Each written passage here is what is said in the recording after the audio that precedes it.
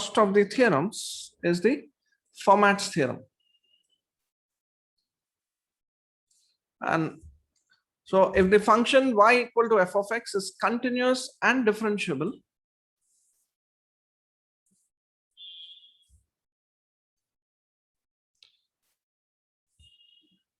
in the closed interval AB, and has a maximum or a minimum value at an interior point x naught, then necessarily f dash x naught should be 0.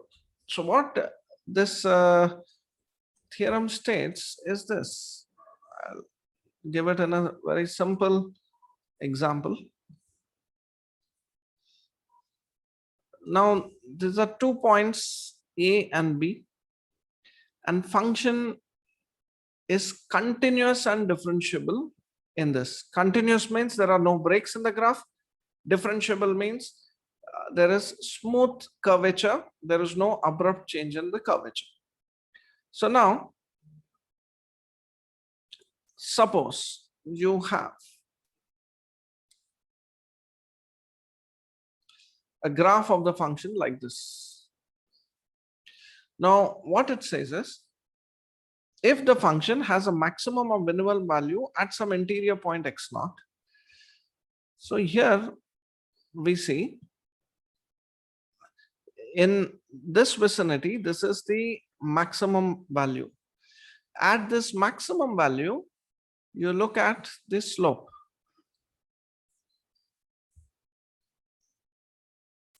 The derivative will be 0. So this is some point.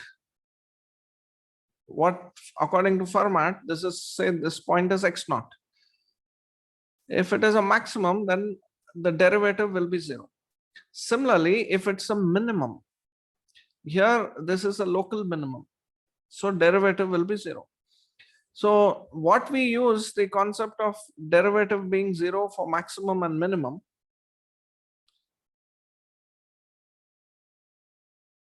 It is actually coming from Fermat's theorem. All right. Fermat's theorem is very simple.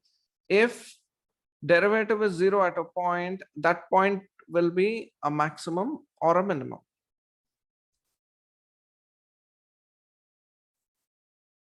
Next, a very important theorem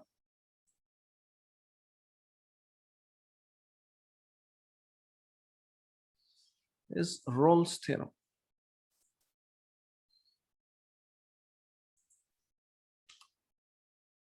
Very important theorem. Very often quoted and used. So if a function f of x satisfies 3 conditions, observe these very, very carefully, the 3 conditions. It is continuous in closed interval AB. It is differentiable in open interval AB. And at the extreme ends, the function values are equal. Then there exists at least one interior point C where the derivative becomes 0. So now let us study this. Rolle's theorem. This is a easy theorem to understand. It's not a difficult one.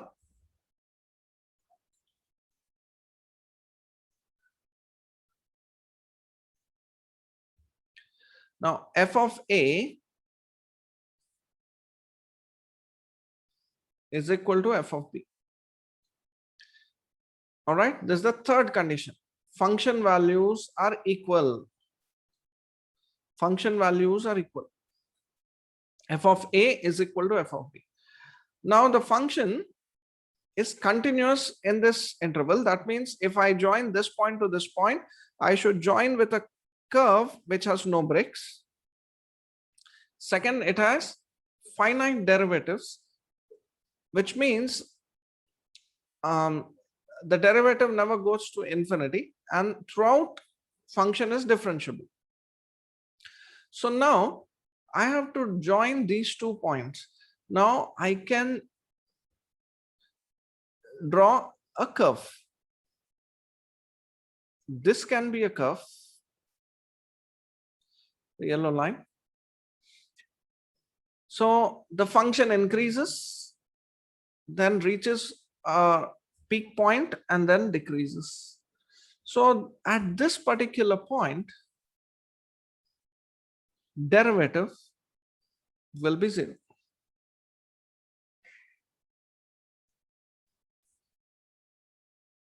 Clear?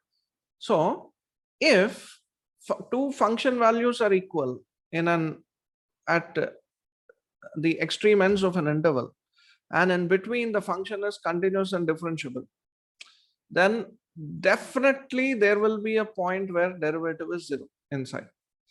It is at least 1 point. Why at least 1 point? You can have more than 1 points. Let us look at this one.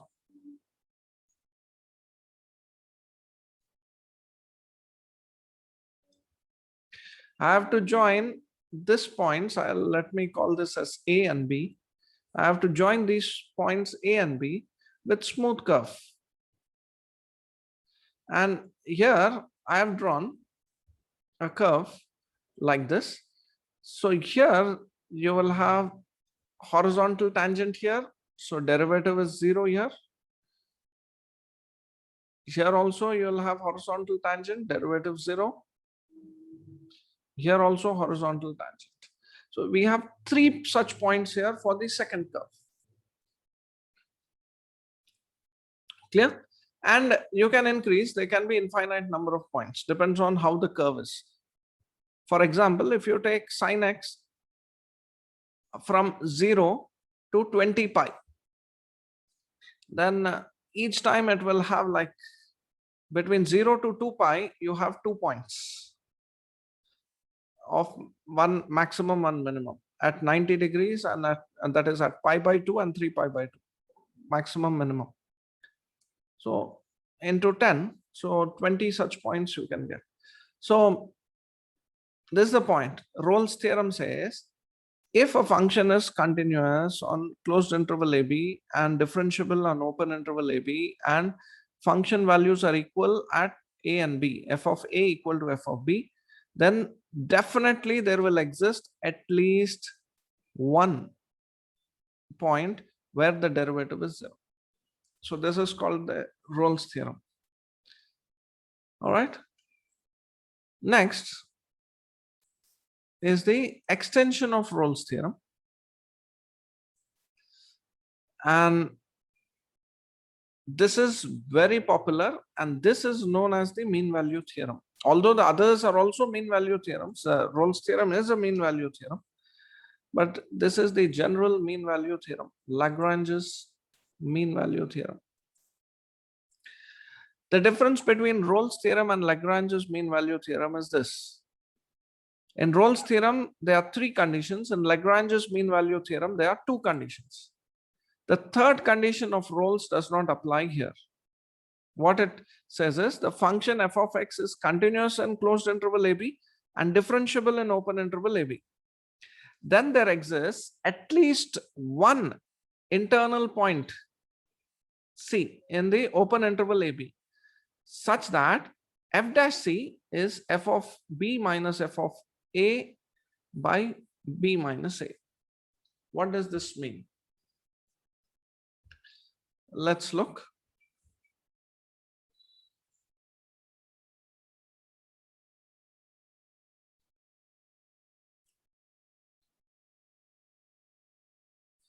So let us say we have AB. Now f of A is not equal to f of B. So let's say f of A is here and f of B is here. Let us take these 2 points, A, B. What are the coordinates of these points? A is A comma f of A. What are the coordinates of the second point B? B comma f of B. What is slope of AB?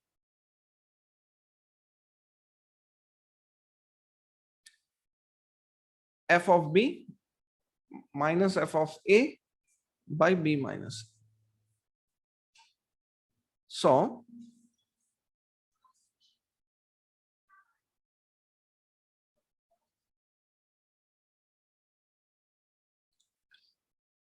this right hand side in this mean value theorem is nothing but the slope of the line joining these endpoints of the interval A and B.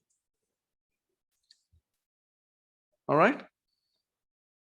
Now, function is continuous and differentiable. So I have to join this point A and B by a smooth curve, which will not break anywhere. And it should be, the curvature should be smooth. So let me draw some curve. Okay. Let me draw some curve like this. Okay. First I'll draw a curve like this.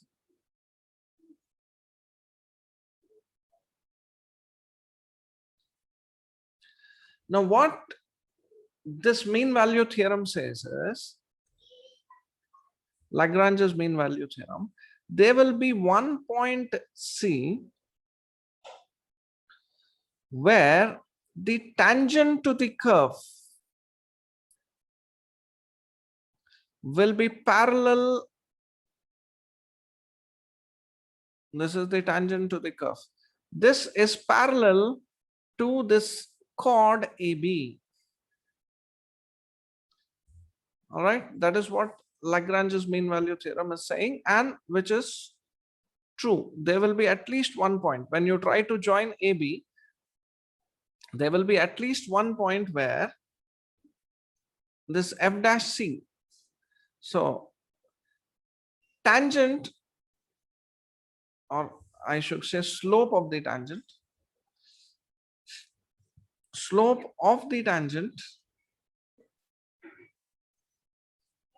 at C is equal to slope of the chord AB.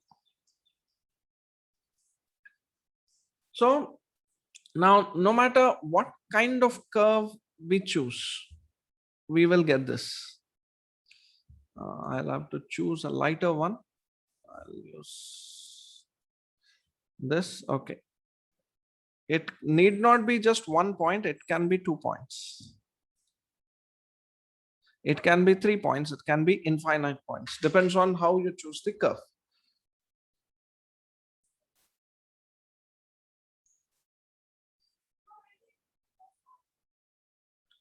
Okay. So here these tangents are parallel to this chord AB. Now Rolle's theorem is just a special case of the mean value theorem, where f of A and f of B are equal. If f of A and f of B are equal, what happens is the chord, let's go back to Rolle's theorem.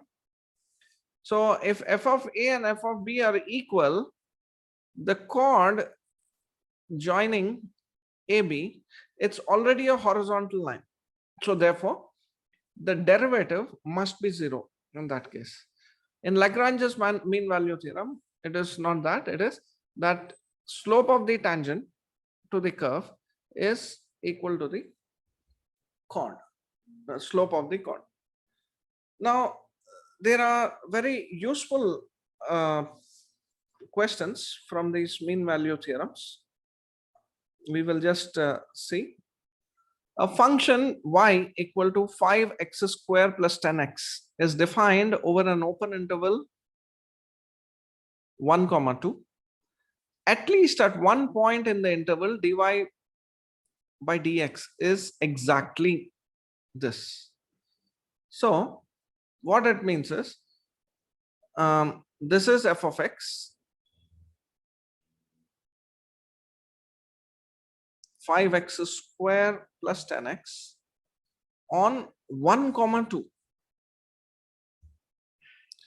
So now, what is f of 1? 5 into 1 square plus 10 into 1, which is 15. What is f of 2? 5 into 2 square plus 10 into 2. So 20 plus 20, 40. Now, there will be at least 1 point by Lagrange's mean value theorem. There will be at least 1 point where derivative is equal to the slope of the chord joining the extremes, f of 2 minus f of 1 by 2 minus 1. So we get 40 minus 15 by 2 minus 1, which is 25. This is the answer.